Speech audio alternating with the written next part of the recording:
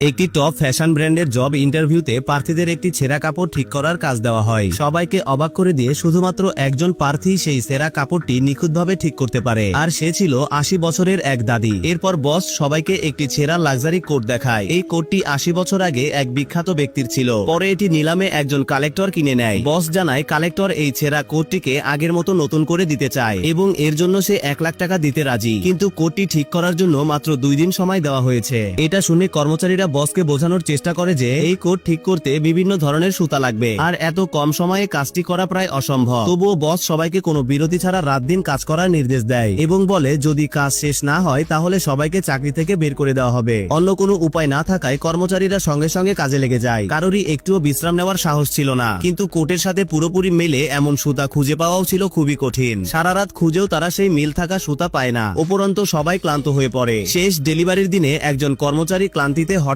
অজ্ঞান হয়ে যায়। তবুও বস তাকে হাসপাতালে যেতে দেয় না, বরং কাজ চালিয়ে যেতে বলে। বসের এমন নিষ্ঠুর আচরণ দেখে একে একে সব কর্মচারী কাজ ছেড়ে অফিস থেকে চলে যায়। কেউ আর এমন নির্মম বসের সাথে কাজ করতে চায় না। এখন বসের আর কোনো আশা থাকে না যে কোটটি ঠিক হবে, তাই সেও অফিস থেকে চলে যায়। কিন্তু কেউই খেয়াল করেনি ৮০ বছরের সেই দাদি তখনও অফিসে রয়ে গেছে। দাদি চায়নি সবার পরিশ্রম বৃথা যাক, তাই সে তার এক পুরনো বন্ধুকে ডেকে আনে যে প্রাচীন জিনিসের একটি দোকান চালায়। তারা দুইজনে মিলে নানা জায়গায় সুতা খুঁজতে থাকে এবং শেষমেশ ঠিক সেই সুতাগুলো খুঁজে পায় যেগুলো দিয়ে আসল কোটটি তৈরি হয়েছিল। কিন্তু তখন হাতে মাত্র ৫ ঘন্টা সময় বাকি। সময় দেখে দাদির মন ভেঙে যায়, কিন্তু তার বন্ধু তাকে সাহস দেয় এবং বলে যতক্ষণ আমরা হার না মানি ততক্ষণ সবই সম্ভব। বন্ধুর সাহায্যে দাদি সময়ের আগেই কোটটি ঠিক করে ফেলে। কিছুক্ষণ পরে বস এসে যখন সম্পূর্ণ ঠিক হওয়া কোটটি দেখে সে অবাক হয়ে যায়। কোটটি দেখে বোঝাই যাচ্ছিল না যে এটি কখনো ছেঁড়া ছিল। শেষে বস সফলভাবে কোটটি কালেক্টরের কাছে পৌঁছে দিয়ে ১ লাখ টাকা পেয়ে যায় এবং দাদির বেতন ১০ গুণ বাড়িয়ে দেয়।